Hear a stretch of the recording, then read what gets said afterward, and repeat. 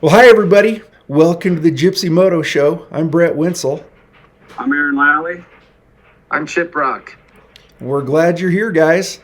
Got a great show for you. Got one real quick thing we want to make everybody aware of is we have our big banquet, our annual banquet, coming this weekend at the Lodge in Deadwood. It's always a lot of fun. Anyway, I think you had something you wanted to surprise us with, didn't you, Chip? Oh, it was you. It was for you. It was for me. Yeah, I was listening to the David Pingree, the Whiskey Throttle Show. Yeah. And he said that he was talking to the owner of Pipe Suzuki, and he said there was all these engineers from Japan, Suzuki engineers, standing there at the last race, and he asked them. He said, "Hey, what's up with all these engineers?" And I guess the son of Pipes Racing said, "Oh, I can't really say."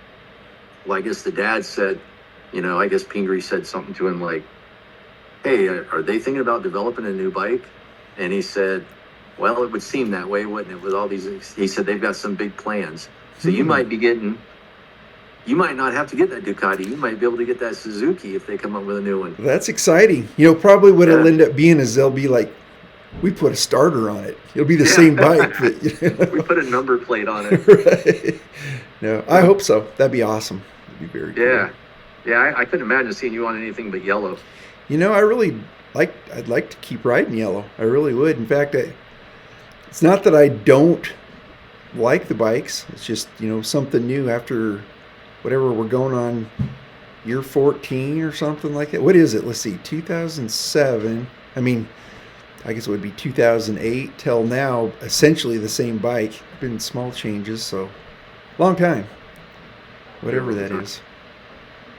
It's tough though, like once you get so much time and money invested in a bike, Right. it's really hard. Like, mine's at 21, and I was thinking about it the other day. It's like, God, I got so much stuff in here that's like, especially for me, to get it my way, it would really, I don't know if I ever want to update again. You know what I mean? And your bike's, you've even got more invested in that thing. Not just money, but getting it set up with your stuff. So Yeah, that's really the thing that happens. You get them so set up to where it's just like, just everything's so perfect.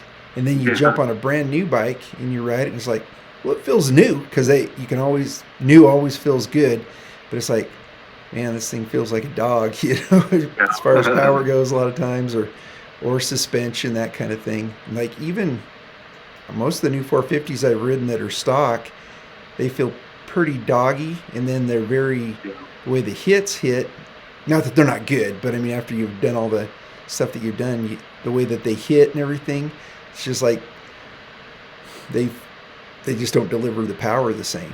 Once you spend all that time getting them to where they deliver the power nicely, and So do you use all your power? that's the one thing I would say. There's times when, yeah, I would like to have more power. Really? Like I hear a lot of people say, "Oh, nobody can ever use all a 450 has," and it's like, well, I don't know. Granted, I don't use all the power it has, but there's definitely times when I wish I had more. Like that back straightaway, there's times going down that is like, I wish I had a little bit more, or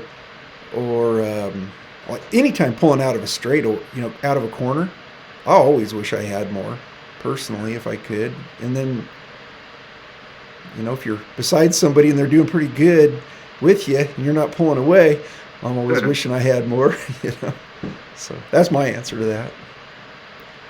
How about you guys? it's so track dependent. Definitely like our track, and then even Farmingdale where it's open. It'd be nice to have more power. For sure. But then there's other, like when I go to Meadow Valley, Meadow Valley is great, but it's not, it's really busy. And it's not as open or long. So then I'll switch back and forth between the 250 and 450. Sure. And then there's some tracks it's like I'm definitely the fastest on my 125. So, Right. it's track dependent, but Well, I know I was riding at one of Joe's tracks, my son-in-law's, and it was, what you'd call a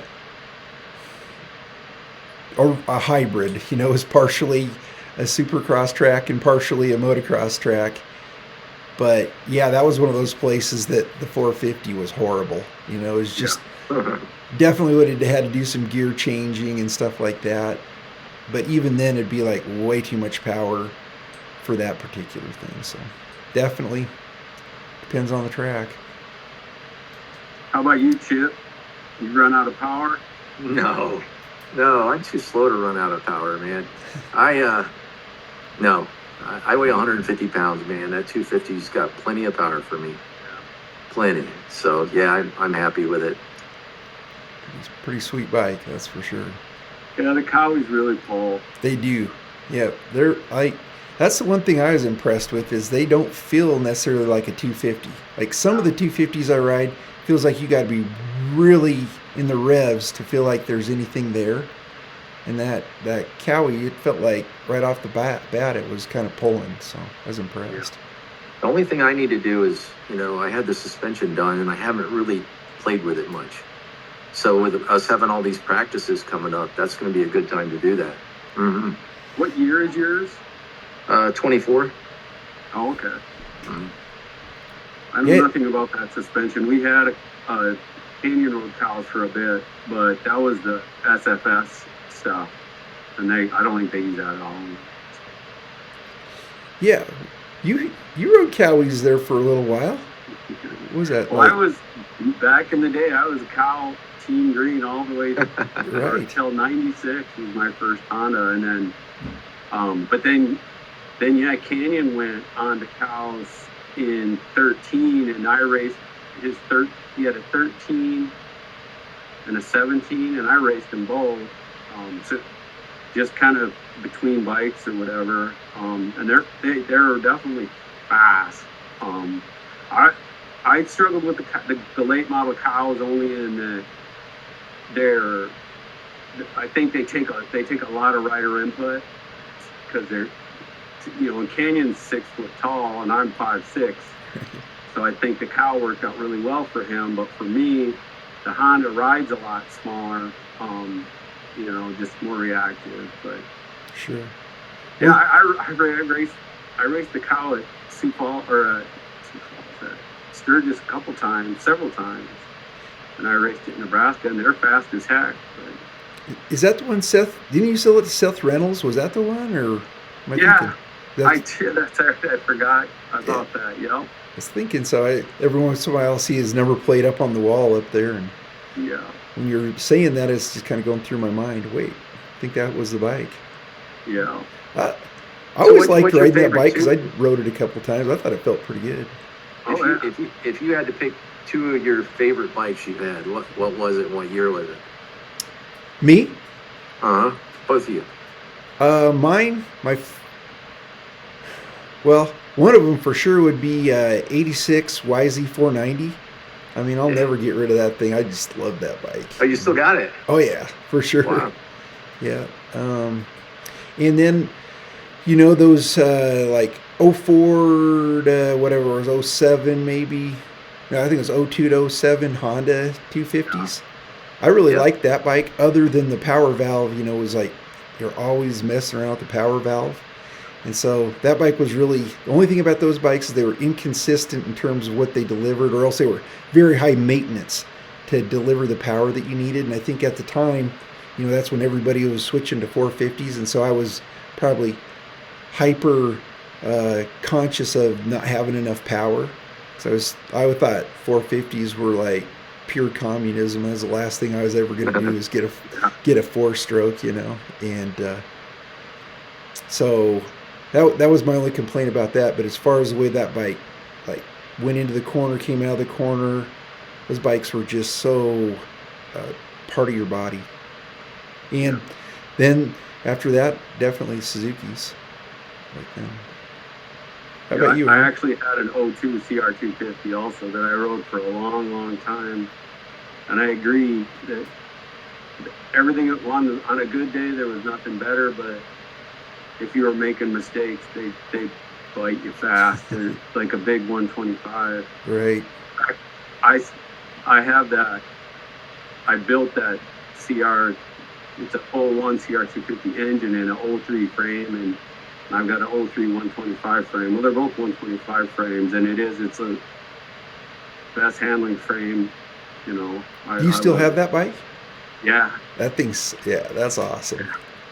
Pretty cool. Yeah, you need to take some pictures just so we can show everybody, because that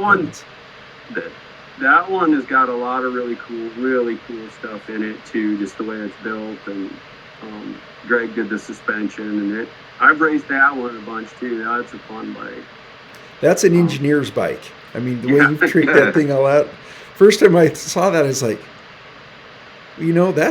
that's truly hot rodding a motocross bike right there. It's like Frankenstein bike. It's like the dream bike for what it is, for sure. Yeah.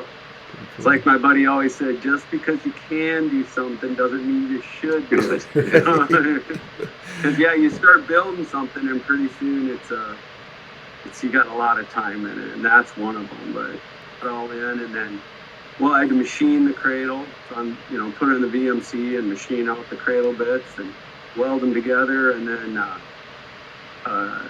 and at first I had it together with the twin chamber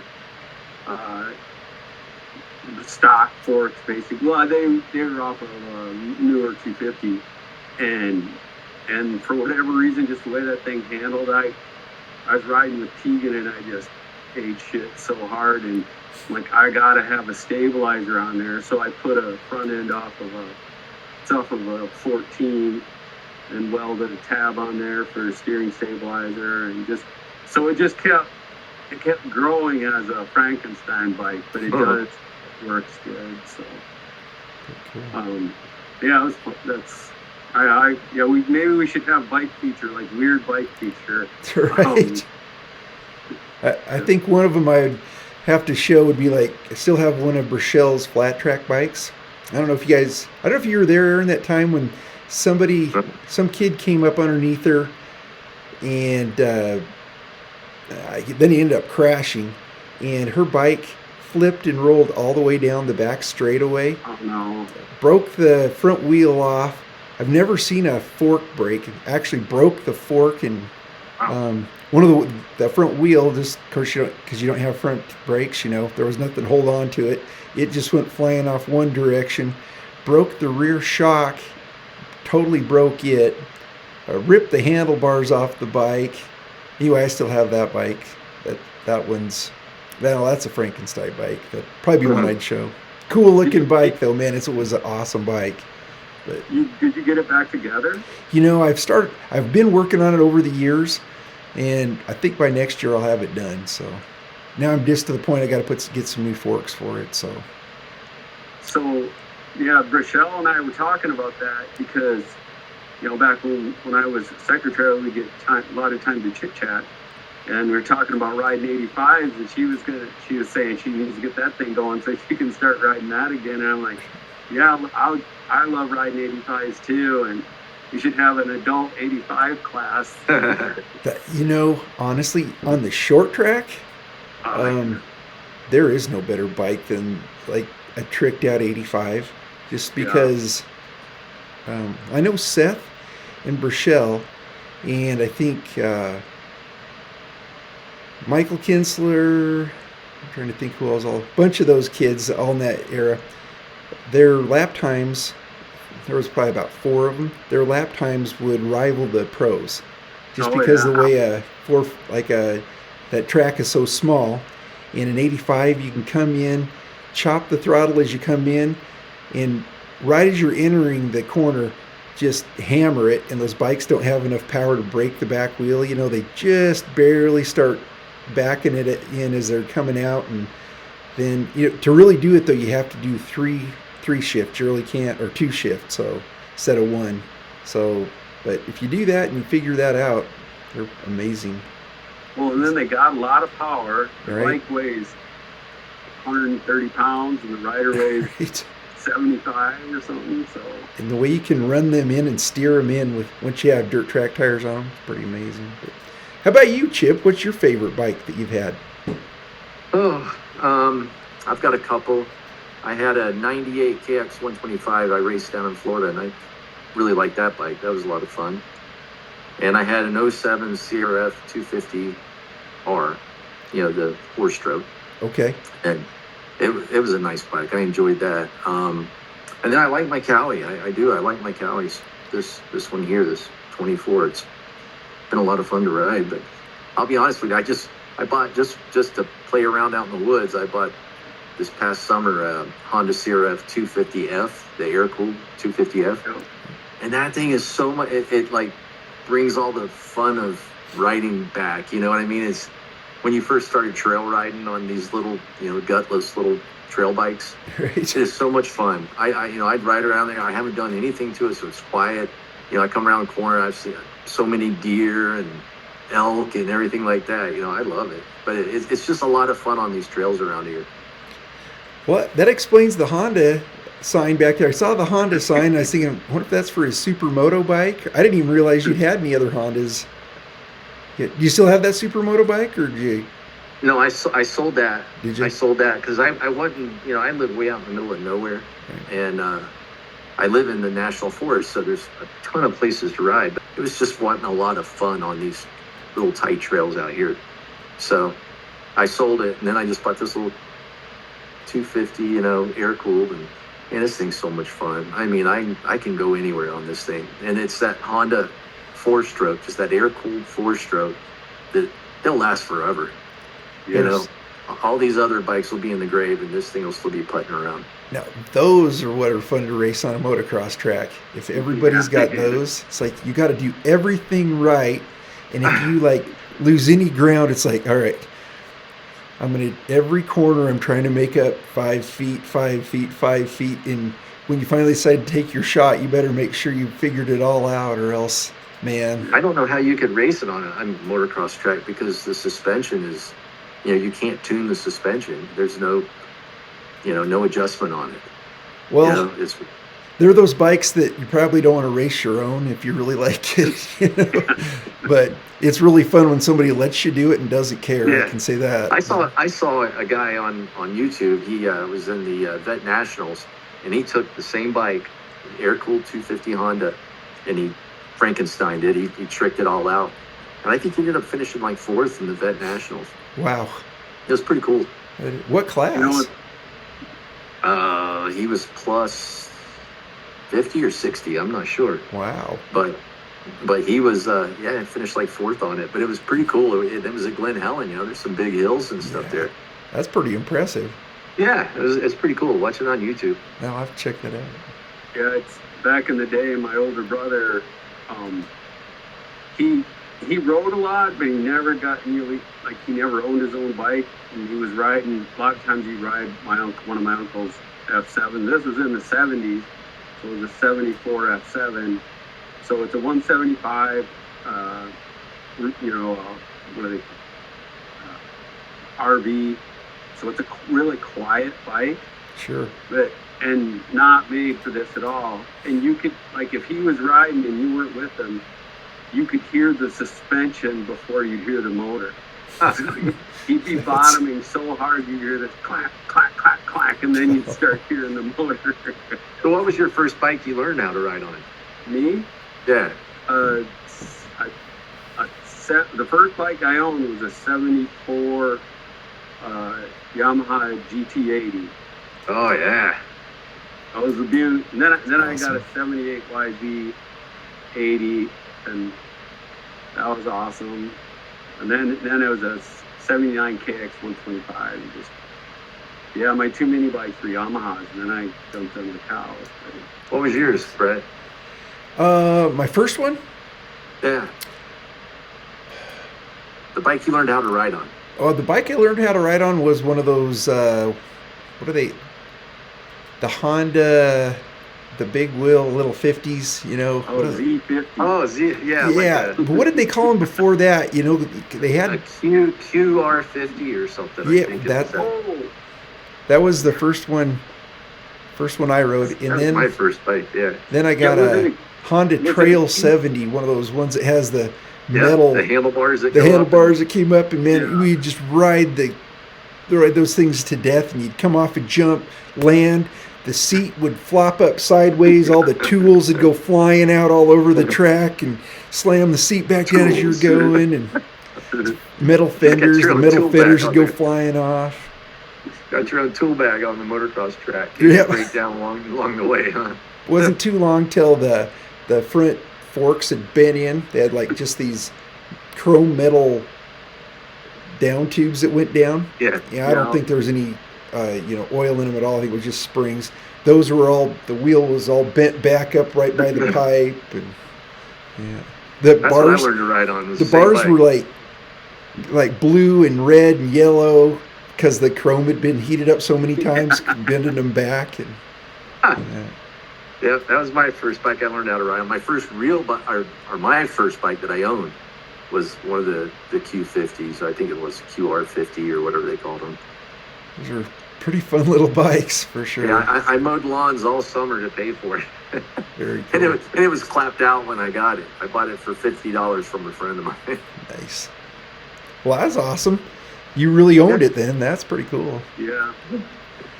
Yeah, I think then I got a KDX 80, and I was like, oh, my dad always figured that they've got to gear down. We're going to be riding in the woods and stuff, and it's like, man. But honestly, I think that was the best thing he could have done for me, because then I had to ride it against my friends that had YZs and then CRs and stuff, and then the KXs, and they were definitely down on power a little bit, so you Yeah. always had to learn what you could do to try to keep up with them.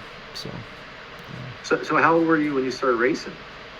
probably about 7 or 8, something like that. Oh, wow. So you were Somewhere really in young. there. Yeah, pretty young. I mean, we Wow. weren't near as organized out there as we are now, but Yeah. it was. What about you, Aaron? When did you start? I actually started as a hill climber when I was. So they had hill climbs around here, little ones, and then and I just. But my first moto, I was 14. Oh, wow. Yeah, so both of you guys were. I didn't start racing. I mean, I started riding when I was like 7 or 8, but I didn't start racing until I was 40.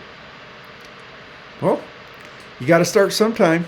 Yeah. Yeah. Be one where Yeah, you're by then you've developed some fear. Then it's not like when you were 12. right.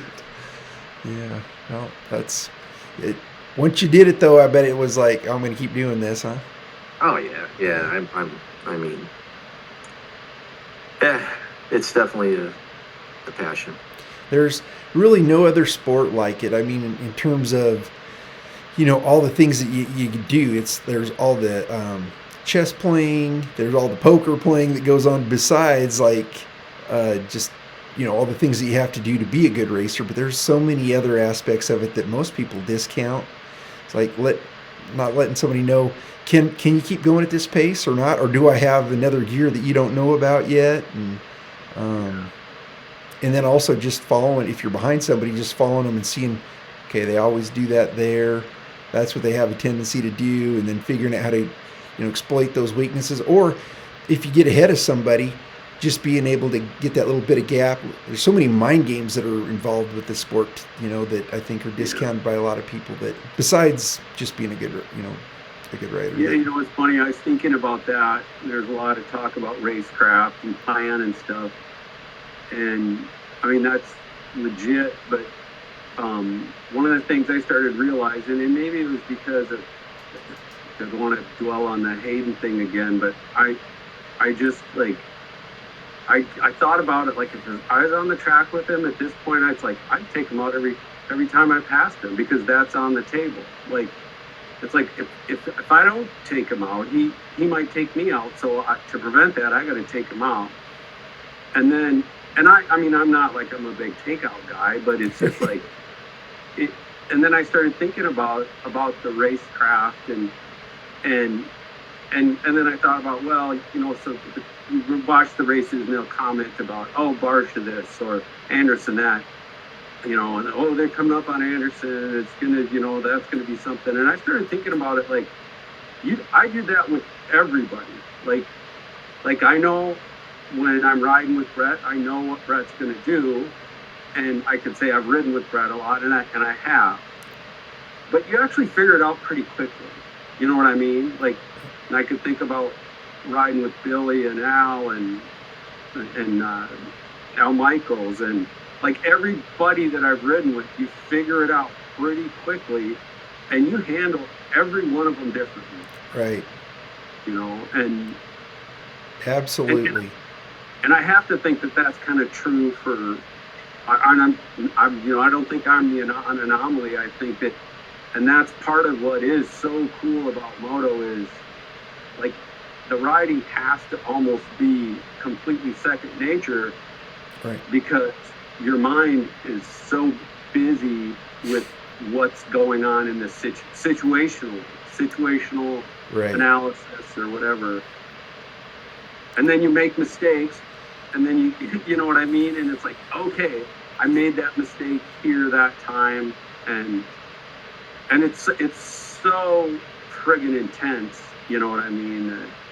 It's an amazing sport. Like, think about that. How many times, like, you're going and you're hauling, and then you go through. Oh, that looks like the way to go. You go through that area, and you go through like the acceleration bumps or whatever it is, and it's like after you're through, you're like, wow, you know, there was all those hits my body just took. Yeah. And then, you know, trying to put that all together so that you come around the next time and you've already set yourself up to miss that, but still have a fast pass through that section. All those things that, yeah, I think there's so much of that, you know, the general public has no idea, all these calculations that are going on. And the other thing about motocross is you're doing it if you're really racing hard, you're at the top of your heart rate, and you know, you're still very cognitive, where if you go run a 400 or a 800 or something like that, you're at the top of your heart rate, but you know, the calculations, now the 400, there's a lot of calculation going on there, but it gets over quick. But you're still, you know, the calculation's not near as deeply, it's not near as deep as it is in motocross, because motocross, you know, if you lose track of what you're paying, you stop paying attention for just a few seconds, man, that can be really bad. Yeah. You know, especially when you're tired. I mean, think about it. I think everybody's probably done this once in their life, at least on one of your first races, where you're going around and the checkered flag gets waved and you just keep going, just because mentally, you know, you're not there or something. So that's what I like about, you know, motocross is, you know, my whole life I'd been ADHD, and I didn't find out until I was an adult. And but I grew up playing stick and ball sports, you know, baseball and football and stuff. And being ADHD, whenever I would, you know, be playing football, you know, if I had a second, I'd be looking up the stands. I wonder if my girlfriend's here tonight, you know, or, you know, stuff like that. You know, my buddies would go by, you know, down the street, you know, next to the baseball field with their hot rods, and they'd have their surfboards on their car, and I'd be like, oh, it must be waves today. I wouldn't be thinking about, you know, like, oh, here comes the ball. But there's only two sports. Surfing is one of them, because I grew up surfing my whole life. It's one of those things that you're in the moment. You know what I mean? You're not out there paddling into the wave and riding the wave thinking, oh, I got to be at work tomorrow. You know, you're totally focused on what you're doing. And motocross is the only other sport I've ever done that's like that, where it takes total concentration, because, you know, if you don't, then, you know, the risk versus reward is quite high. Right. Well, so how's that going to work? You being the new announcer, how's that going to work, Chip? Fine. I'll be busy, so to keep my mind busy. Is that how that works? Know? Yeah. Idle time is what gets me. You know, then my mind starts wandering around. But yeah, if I'm busy, I'm locked in. You're going to make a great announcer. Your voice carries too. Did you know that? Yeah, Aaron? Oh, absolutely. Because Chad's going to be restationed for this whole season. Oh, wow. And so we needed a new announcer, and Rochelle's like, what about Chip? And I was like, you know, that's a perfect job for Chip. Yeah. And I look forward to talked to Aaron about it, and Aaron's like, talked to Chad about it, and Chad's like, oh, that's a great idea. And Chad kind of wanted to switch anyway and kind of do what little Chad was doing before this year. Now that he got restationed too. Right. So when he comes back, Chad's gonna probably be doing more of the referee thing. So he said he'd still like to help Chip out, and they maybe co-do it a little bit Yeah, at I different look times. forward to it. It's gonna be a lot of fun. I just gotta learn the ropes, So I think you're well, think about it. You've been talking on radios and mics your whole life. As a career, you're going to be just like right at home. And this is a perfect opportunity to bust out them rock vocalist chops you've been working on. So that's right. Little karaoke Chip. I like to sing. There's no doubt about that. Yeah. But I look forward to it. It's gonna be a lot of fun. Have you got some songs picked out that we're gonna hear this summer? Because I'm planning on it now. So yeah. I was thinking maybe some Beyonce or something. I was gonna do booty shake and all that stuff. But so as you come over the finish line jump, I'll have my butt hanging out there shaking it. Yeah. But yeah, I'm gonna have to come up with some good names for you guys. Like Squid. Oh, here comes number 19, Squid. I'm just going to harass you guys the whole time you're racing. That'll be good. Keep it fun. Yeah. Keep it fun. Well, but you already know we're not listening. We're locked in. We're locked in. What's that?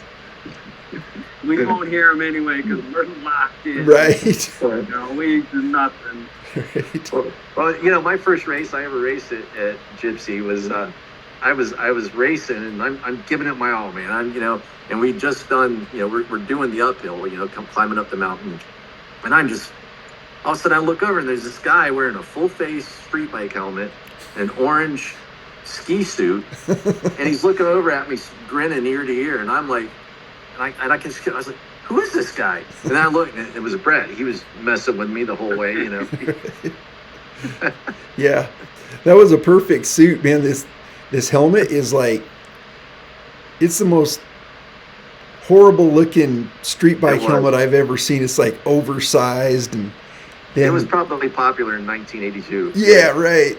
And then that rain suit, it was in that box of stuff that Tammy gave us too. It was like, that was right when my collarbone it was still broken. I was thinking, well, nothing else. This would be fun in practice to go mess with Chip a little bit. But I thought you'd recognize me.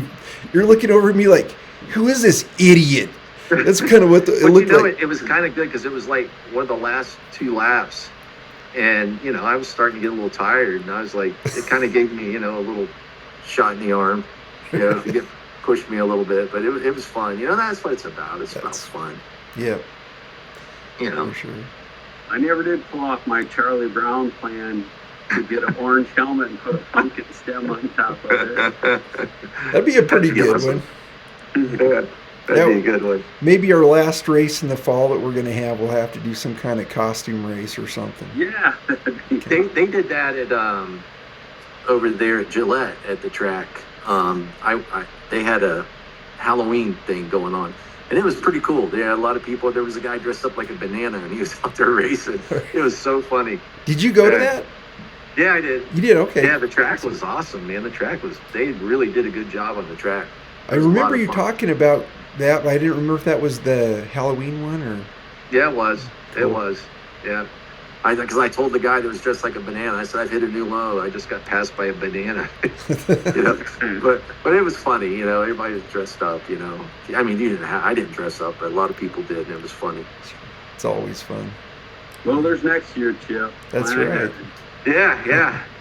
What do you guys think? Let's talk about the race, man. That's, we got this coming weekend coming up. I'm glad to see Chase put it, up front, and I'd like to see some more battles, because I was kind of worried there for a little bit if Tomac was just going to walk away with it. I love you talking about Chase. I mean, I just got to say, he renewed some faith. I hate to admit it, but I had gotten to the point where I'd kind of written him off. I thought, well, he might have that anomaly here or there, but he showed some brilliance there. He showed some things that I thought maybe he'd lost. We know he's fast, right? And right. He can do anything but I think I'd gotten to the point where I don't know if he's going to do it again. And to see what he did there impressed me, and I just hope we can see him back it up. And I hope he's got past this mental thing that he's always seemed to have his whole career. So that was, to me, was the highlight for sure. Yeah, I enjoyed it. And it's hard to say, things like hitting the gate or some of his crashes, like, is it a lapse of concentration? Is it, overriding no, it's not overriding the bike, but it's like, there's a reason. And you think that at some point, if you don't fire him or any of us, were you going to work on it? And at some point you figure it out. Maybe that's where he's at. That's what we hope, right? That's what we hope. I mean, I have to say, I was still thinking it, and I was skiing Saturday, and Dave Bergstrom skis up to talk to Seth and I, and like, who's going to win tonight? And we're both like, Eli. And then we ask him, how about you? And he says, Chase. And both, I think Seth and I were both thinking like, oh, okay, we're trying to be nice, but I think we were both thinking, that's a horrible pick.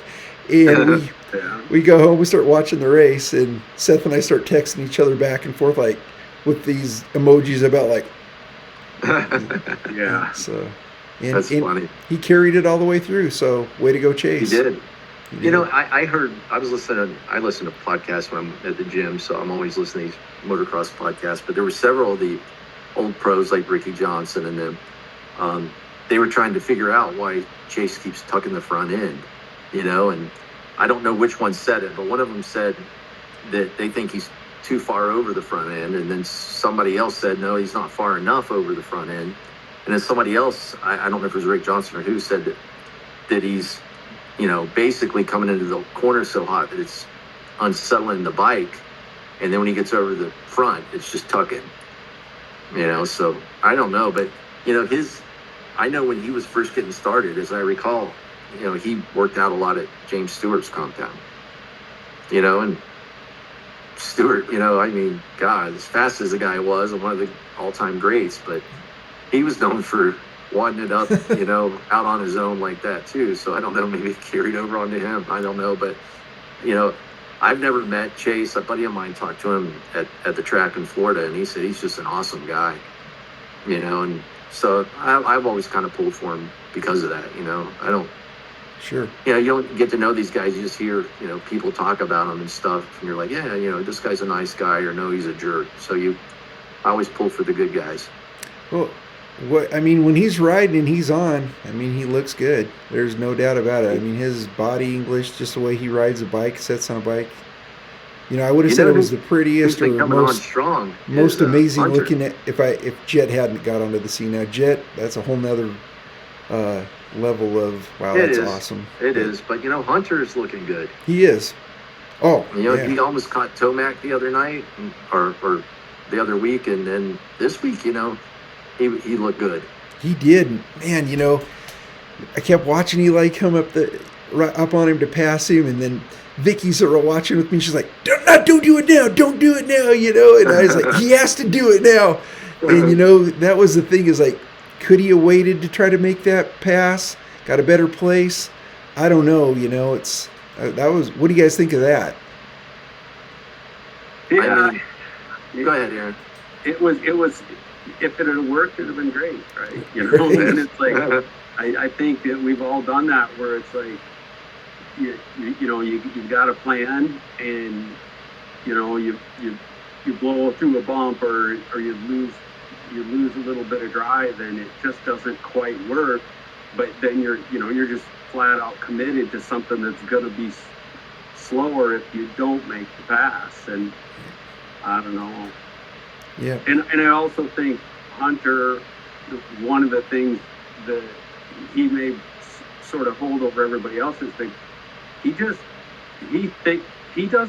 think anybody should pass him. Like, he never gives up. Like, he will stay in it, and in a place where it's like he probably is starting to get a disadvantage, but he just stays in it.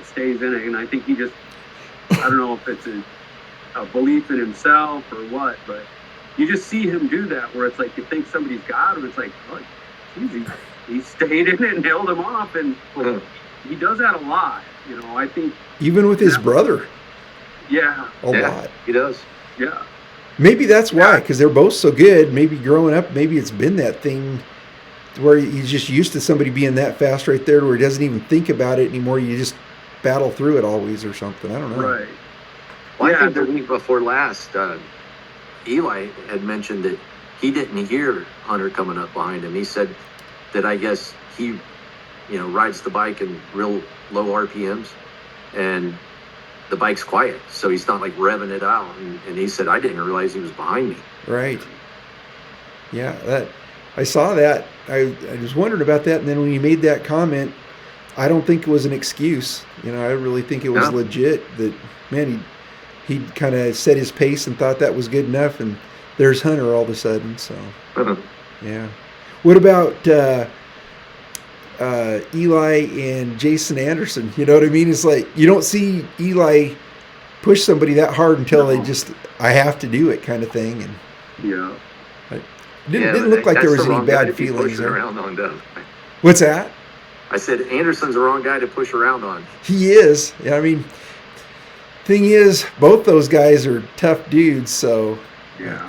but it didn't even seem like, and I haven't seen a lot from Anderson, whining about it or saying, and he's getting any retribution about it. So, I think it was as clean a pass as it could be, because it wasn't really a smash as much as it was, I got to go here, you're in the fast line, and just kind of pushed him off the track a little bit. Yeah. Yeah, I think so much of Eli's career, he's been faster than everybody on the track. He rides clean, but I think, he rightfully loses patience. Right. And I think it was just like, well, I'm going to make this stick because I don't have time to not make it stick. Right. And I don't know, I think Anderson or anybody would have to sort of accept that, but. Well, think about it. Anytime, if you're holding somebody up and they're right there and they've showed you a wheel 6 times, it's kind of like, well, it's coming at some point, and the best thing you can do if you're going to try to hold them off is try to ride smart and be in that place where that can't happen. And then if you do fade out and you get in that position, especially in Supercross, professional Supercross, it's just going to happen.